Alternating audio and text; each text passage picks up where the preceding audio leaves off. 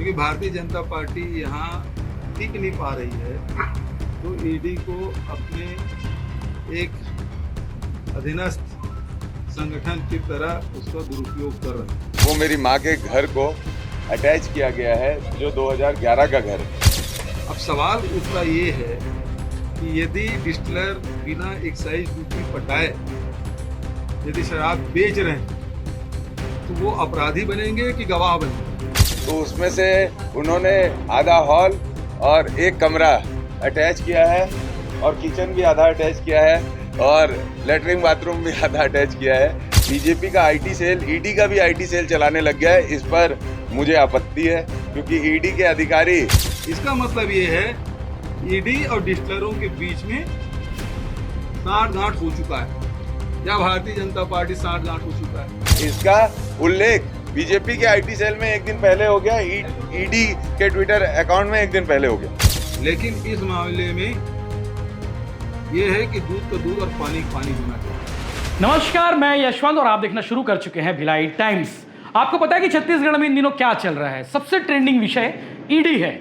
लगातार ईडी की टीम कार्रवाई कर रही है। ईडी की टीम उन लोगों को रिमांड पे ले रही है जिनका नाम इस स्कैम में आ रहा है। स्कैम दो तरह के हो रहे हैं छत्तीसगढ़ में, जिस पे बातें हो रही है, ईडी का आरोप भी है। एक तो शराब स्कैम और दूसरा जो है कोयला स्कैम, जिस पर कई सारे अधिकारी, कई सारे नेता फंस चुके हैं और उनकी गिरफ्तारी भी लगातार हो रही है। तो आज भी ईडी को लेकर 4-5 बड़ी खबरें हैं जो शायद आपको जानना चाहिए, जिस पर आज हम बात करेंगे, जिसके बारे में आज मैं बताने वाला हूं। सबसे बड़ी खबर वो रही कि आज ईडी की टीम ने, ईडी ने भिलाई के रहने वाले होटल कारोबारी पप्पू ढिल्लन, त्रिलोक सिंह ढिल्लन जिनको कहते हैं, उनका नाम, असली नाम त्रिलोक सिंह ढिल्लन है और पप्पू ढिल्लन के नाम से वो फेमस है। ढिल्लन होटल के मालिक हैं। पप्पू ढिल्लन को 4 दिनों के लिए ईडी ने रिमांड में लिया है। इससे पहले विशेष अदालत में पेश किया गया और वहां से पूछताछ के नाम पर ईडी ने 4 दिनों के रिमांड में लिया है। अब 4 दिनों तक जो है ईडी इस शराब जो मामला है, शराब को लेकर जो अपडेट आ रहे हैं, जो शराब घोटाला है, 2 बड़े घोटाले छत्तीसगढ़ में चल रहे हैं, एक शराब घोटाला और दूसरा कोयला घोटाला, जिस पर ईडी की टीम लगातार कार्रवाई कर रही है और जांच में कई सारे लोगों के नाम आ रहे हैं, कई सारे नेताओं के नाम आ रहे हैं, कई सारे अधिकारी चूंकि पहले से जेल में है, 9 लोग पहले से जेल में, उसमें से एक जो अधिकारी आईएएस समीर बिश्नोई हैं, सौम्य चौरसिया है, सूर्यकांत तिवारी है, ऐसे करके 9 लोग हैं जो अभी जेल के अंदर में हैं। तो आज सबसे बड़ा अपडेट यही रहा कि ईडी की टीम ने पप्पू ढिल्लन को रिमांड पे लिया है 4 दिन के लिए। उसके अलावा दूसरा बड़ा अपडेट यह है कि मुख्यमंत्री भूपेश बघेल की ओर से फिर एक बयान आया है। उस बयान में मुख्यमंत्री भूपेश बघेल ने कहा है कि बीजेपी छत्तीसगढ़ में टिक नहीं पा रही है, इसलिए फिर से ईडी का सहारा लेकर लगातार उन लोगों पे कार्रवाई की जा रही है जो मुख्यमंत्री भूपेश बघेल के किसी न किसी माध्यम से करीब हैं या फिर वो सरकार के लोग हैं। कहीं ना कहीं मुख्यमंत्री भूपेश बघेल ने यह भी कहा है कि ईडी जो है मुझे इस मामले में फंसाना चाहती है, लपेटना चाहती है, कहीं ना कहीं मेरा नाम आ जाए सामने, इसलिए पूरी तैयारी के साथ में ईडी की टीम लगी हुई है। वो बयान आपको देखिएगा, बयान में क्या कुछ सीएम भूपेश बघेल ने कहा है। तीसरी बड़ी खबर जो आपको जानना जरूरी है, परसों देवेंद्र यादव जो भिलाई नगर विधायक है, उन्होंने प्रेस कॉन्फ्रेंस करके कहा था कि ईडी ने मेरी कौन सी प्रॉपर्टी अटैच की है, इसके बारे में ईडी ने कोई जानकारी नहीं दी है। आज ईडी की ओर से, यानी कि कल जो है, ईडी ने देवेंद्र यादव के घर जाकर नोटिस दिया है। उस नोटिस में ये बताया है कि देवेंद्र यादव आपकी कौन कौन सी प्रॉपर्टी को ईडी ने सीज किया है। तो देवेंद्र यादव ने आज प्रेस कॉन्फ्रेंस किया। उस प्रेस कॉन्फ्रेंस में ईडी के उस नोटिस को भी दिखाया और उस डिटेल को भी शेयर किया, जिसमें उन्होंने कहा है कि 2011 में उनकी मां ने एक प्रॉपर्टी खरीदी थी, एक मकान खरीदा था हाउसिंग बोर्ड में, जिसकी कीमत 13 लाख रुपए बताई गई थी। उस मकान का जो है ईएमआई 2020 दिसंबर तक वो चुकाता रहा और चुकाने के बीच जो है ईडी ने उस प्रॉपर्टी को सीज किया है।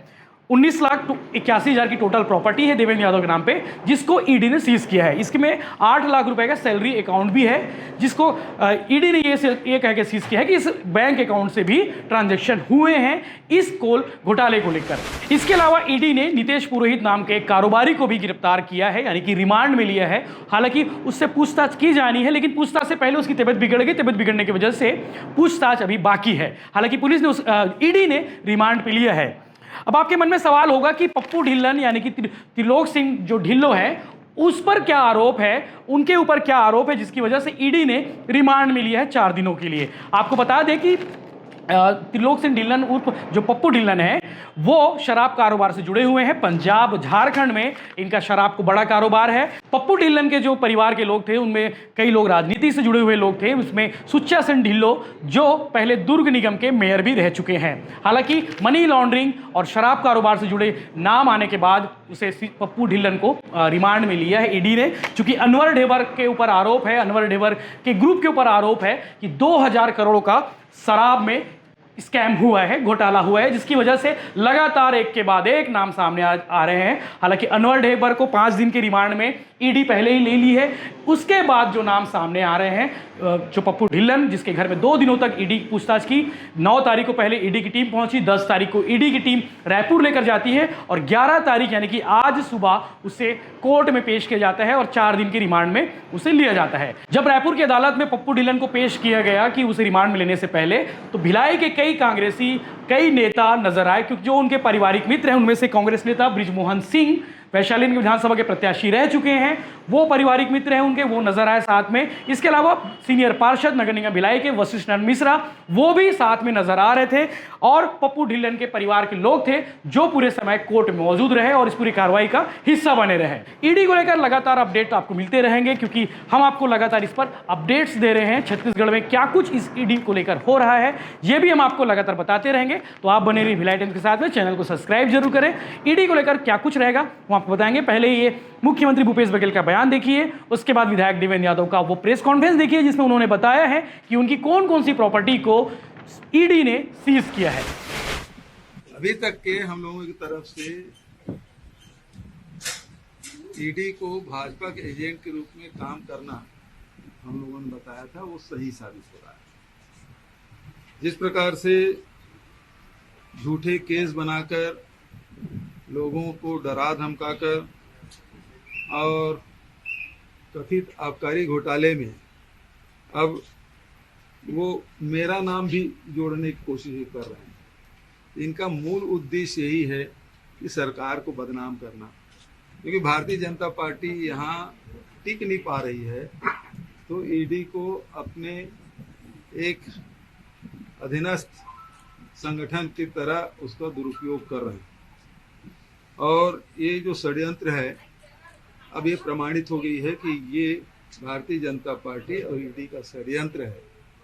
दूसरी बात ये है कि लगातार ईडी मीडिया ट्रायल के तहत प्रेस विज्ञप्ति वगैरह जारी कर रही है और उसमें ये भी कहा गया है कि जो डिस्टिलर है वो सब एक्साइज ड्यूटी पटाए बिना शराब के विक्रय कर रहा है। अब सवाल उठता ये है कि यदि डिस्टिलर बिना एक्साइज ड्यूटी पटाए यदि शराब बेच रहे हैं तो वो अपराधी बनेंगे कि गवाह बनेंगे?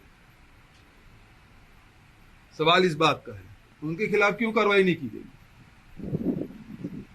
फायदा तो उसको मिला डिस्टिलर को, और उन्होंने यदि स्वीकार किया है जिस प्रकार से मीडिया ट्रायल में जो बात आई है, तो उनके खिलाफ कार्रवाई होना चाहिए। तो उसको तो कुछ कर नहीं रहे, दूसरे लोगों को पकड़ रहे हैं।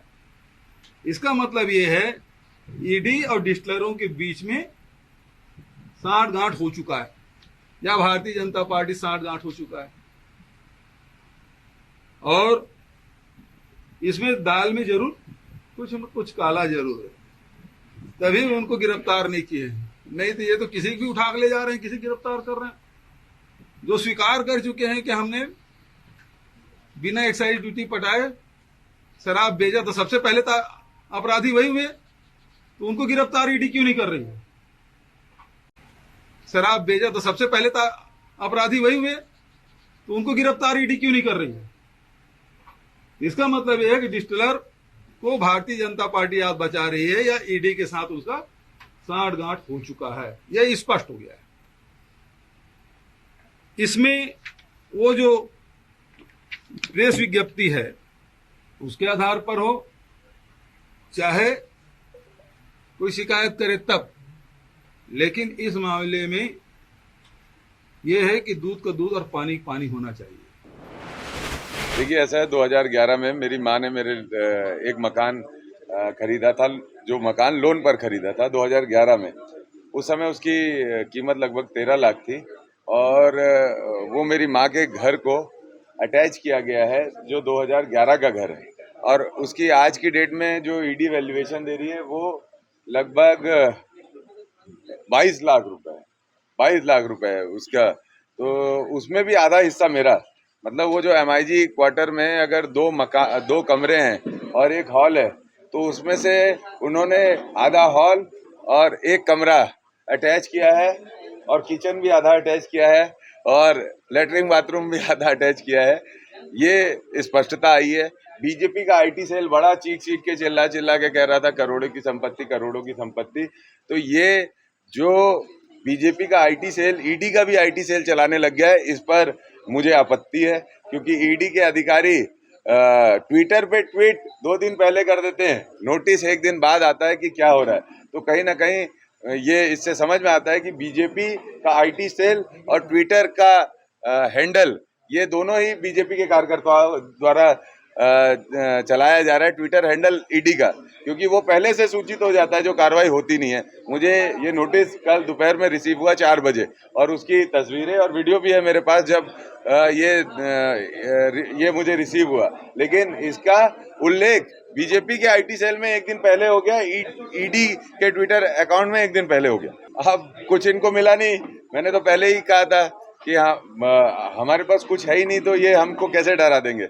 जो मेरी सैलरी अकाउंट है, जिससे मेरा घर के काम और मेरा व्यक्तिगत जो भी जीवन है वो चलता है, वो सैलरी का अकाउंट भी इन्होंने अटैच कर लिया। उसमें भी जो पैसे थे उसको अभी होल्ड कर दिया इन लोगों ने, लगभग 8 लाख रुपए थे उसमें।